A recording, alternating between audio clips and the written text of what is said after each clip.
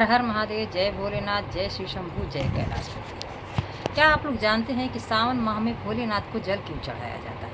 आइए हम आप सभी लोगों को बताते हैं। इसके पहले अगर नए मिलें तो चैनल को सब्सक्राइब कीजिए, लाइक कीजिए और कमेंट कीजिए। जय जय भोलेनाथ। यूट्यूब वाले भैया हमें भी आप आगे बढ़ाइए। जय जय श्री राम। सावन महीना भगवान शिव को अत्यंत प्रिय है और कहा जाता है कि जो भी भक्त प्रेम से एक लोटा जल बेलपत्र अक्षत उनके ऊपर चढ़ा दे तो बहुत खुश होते हैं और मनोवांछित फल की प्राप्ति होती है। जय जय श्री राम, राधे राधे।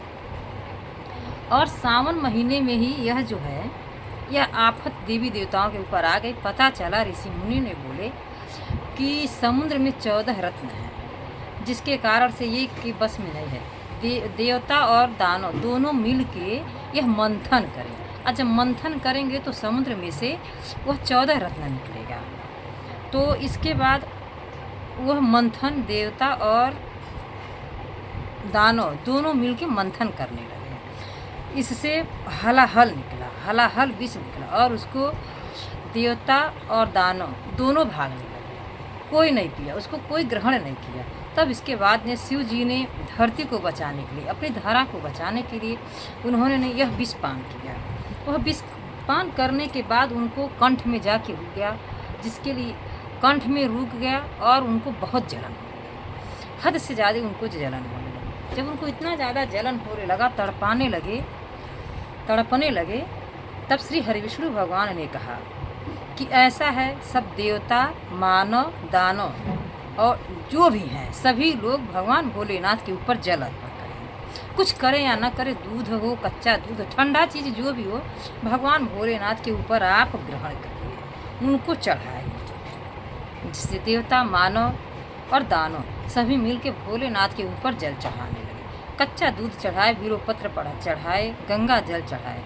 जिससे सब चढ़ाने के बाद से उनको जो है थोड़ा सा राहत मिली। अब बहुत ज़्यादा सावन महीना था, बारिश का सीज़न था, इसलिए उनको जितना चढ़ाते गए उनको राहत मिला। और कहा जाता है कि जब बेलपत्र, उनको बेलपत्र जैसे पीस के भी वैसे भी उनको ग्रहण कराया गया, उससे उनको बहुत ज़्यादा राहत मिली। और भोलेनाथ के जो है थोड़ा सा उनको राहत। मान्यता के अनुसार उसी समय से यह परंपरा चली आ रही है कि सावन के माह में गंगा जल, बेलपत्र बाबा को अर्पण किया जाता है और मंदिरों में उनका सावन महीना में बहुत ज़्यादा भीड़ होती है। जो सब भक्तजन सभी लोग उनको जल चढ़ाने के लिए वहाँ पर अपना लोटा में जल लेके पहुँचे रहते हैं कि भगवान भोलेनाथ हमारी तरफ भी अपनी यह दृष्टि डालें। बाबा भोलेनाथ को अर्पण कराते हैं और उन्हें मनवांछित फल की प्राप्ति होती है। यही कारण है कि सावन माह में श्रद्धालु बाबा धाम जरूर पहुँचते हैं, जलाभिषेक करते हैं और बाबा के ऊपर जल चढ़ाते हैं। बाबा भोलेनाथ को जैसे बेलपत्र क्यों चढ़ाते हैं? भगवान भोलेनाथ को बेलपत्र बहुत प्रिय है। धार्मिक मान्यता के अनुसार भगवान शिव की पूजा अर्चना में यदि बेलपत्र न चढ़ाया जाए तो पूरा अधूरा पूजा मानी जाती है, क्योंकि बेलपत्र उनको बहुत जैसे प्रिय होती है। जिस तरह से खाने में नमक न डाले तो पूरा खाना बेकार हो जाती है, उसी तरह से भगवान को बेलपत्र जरूर चढ़ाना चाहिए। और बेलपत्र जो है 3 पत्ते वाला होना चाहिए। वो जो तीनों पत्ते आपस में जुड़ जाए, जिसे त्रिदेव भी माना जाता है। और कहा जाता है कि 3 पत्ते महादेव के त्रिशूल के जो है प्रतिनिधित्व भी है। और यह भी माना जाता है कि बेलपत्र के 3 जुड़े हुए पत्तों के शिवलिंग पर चढ़ाने से भगवान शिव को शांति मिलती है और उन्हें बहुत पसंद है। शिव जी उससे बहुत प्रसन्न होते हैं, इसलिए भगवान भोलेनाथ को बेलपत्र जरूर चढ़ाना चाहिए। अपने त्रिकोणीय आकार के साथ बेलपत्र भगवान शिव की 3 आंखों जो है 3 आंखों का प्रतिनिधित्व करते हैं। इसके अतिरिक्त वह भगवान के अस्त्र त्रिशूल का प्रतिनिधित्व करते हैं। बेलपत्र कंठक प्रदान करते हैं। यह भी माना जाता है कि सावन पर बेलपत्र से पूजा करने वाले भक्तों को आध्यात्मिक शक्ति प्रदान होती है और बेल वृक्ष के नीचे शिवलिंग की पूजा करने से भगवान मोक्ष की प्रदान देते हैं। और जो बेल के पेड़ के नीचे दीपक जलाते हैं उन्हें ज्ञान की प्राप्ति होती है। बेलपत्र के वृक्ष के नीचे गरीबों को भोजन कराने से आर्थिक मजबूती मिलती है।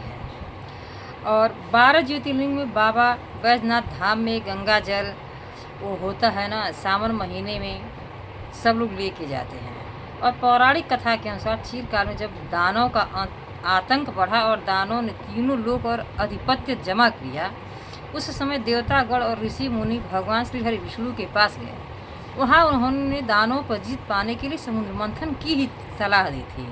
इसके पश्चात देवताओं और दानवों के साथ मिलकर नाग, बासुकी, मंदार पर्वत की मदद से क्षीर सागर में समुद्र मंथन किया गया, जिसमें से 14 रत्न समेत अमृत और विष की प्राप्ति हुई थी। जब विष धारण करने के लिए कोई देवता कोई दानव नहीं आया तो भगवान भोलेनाथ कैसे पीछे हट सकते हैं। तब उन्होंने इस विष से धरा को मुक्ति दिलाने के लिए अपने विषपान किया। वह विषपान करने से कुछ बूंदे जो है धरती पर गिर गए, जहाँ पर सांप, बिच्छू जैसे जो है ना जहरीले जानवर या जहरीले हैं वो विषधारी जीव वह ग्रहण कर लिए, जिसके कारण से उनको ग्रहण करने की वजह से वह विषधारी हो गए। और वही जब अमृत पिया गया था तो अमृत की 4 बूंदे जो धारा पर गिर गई थी, जो 4 जगह गिरी थी, जहाँ प्रयागराज बोला जाता है, दूसरा हरिद्वार बोला जाता है, तीसरा उज्जैन बोला जाता है और चौथा नासिक बोला जाता है। जहाँ ये 4 जगह अमृत की कुछ बूंदे 4 बूंदे 4 जगह गिरे थे, जहाँ गंगा जी का अवतरण हुआ और स्नान करने से भक्त को जो है मोक्ष की प्राप्ति होती है, दुख दरिद्र कटता है, पाप नड़ता है। मान्यता के अनुसार उस काल में भगवान शिव को अत्यंत पीड़ा, इस पीड़ा को बुझाने के अथवा कम करने के लिए देवताओं ने गंगा जल लाकर उन्हें पिलाया, जिससे विष की पीड़ा कम हुई।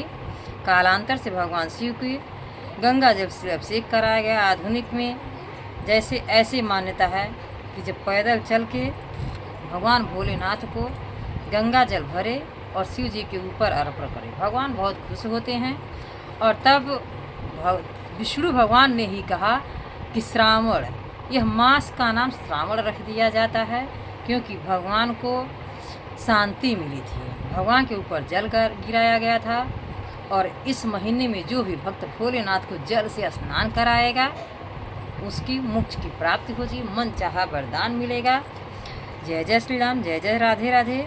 और सभी लोग वैसे तो भोलेनाथ को हर महीने में जल चढ़ाया जाता है, भगवान भोलेनाथ सबकी विनती सुनते हैं। और आप लोग पूरी कथा सुनिए, चैनल को लाइक सब्सक्राइब कीजिए। हर हर महादेव। भगवान भोलेनाथ आप सभी लोगों को विनती जरूर से। जय भोलेनाथ, हर हर महादेव। पार्वती पते नमः, पार्वती पते की जय जय।